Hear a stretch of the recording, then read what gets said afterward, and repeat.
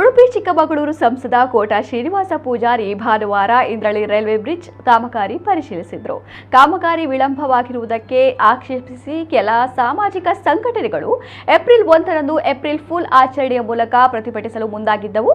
ಈ ನಿಟ್ಟಿನಲ್ಲಿ ಕಾಮಗಾರಿಯ ಪ್ರಗತಿ ಪರಿಶೀಲನೆಯನ್ನ ಸಂಸದ ಕೋಟಾ ಶ್ರೀನಿವಾಸ ಪೂಜಾರಿ ನಡೆಸಿದರು. ಈಗಾಗಲೇ ಹಲವು ಬಾರಿ ಇಲ್ಲಿಗೆ ಭೇಟಿ ಕೊಟ್ಟು ಪರಿಶೀಲನೆ ನಡೆಸಿದ್ದೇನೆ.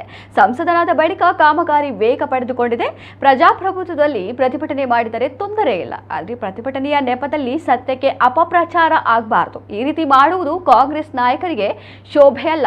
ಕಾಮಗಾರಿ ಮುಗಿಯುವ ಹಂತದಲ್ಲಿ ಏಪ್ರಿಲ್ ಫೂಲ್ ಎಂದು ಅಣಕವಾಡಿ ಪ್ರತಿಭಟಿಸುವ ಮೂಲಕ ಇದರ ಲಾಭ ಪಡೆಯಲು ಕೆಲವರು ಪ್ರಯತ್ನಿಸುತ್ತಿದ್ದಾರೆ. ಇದು ಸರಿಯಲ್ಲ ಎಂದರು.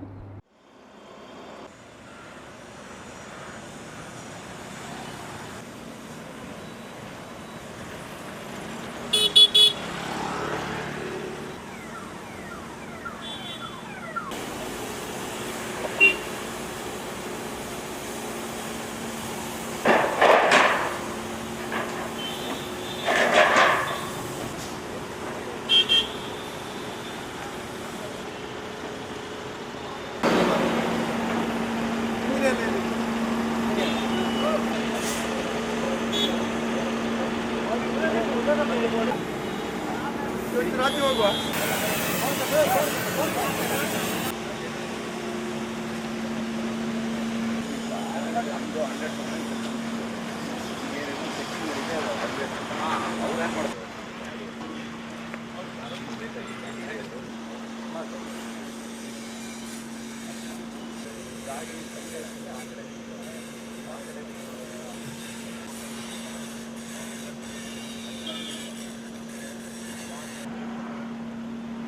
ಡಿಸೈನ್ ಚೆಕ್ ಮಾಡೋಕ್ಕೆ ಇವ್ರು 100% ಕನ್ಫರ್ಮ್ ಅಂದ್ರೆ ಅವ್ರು ಬಂದು ಎಲ್ಲ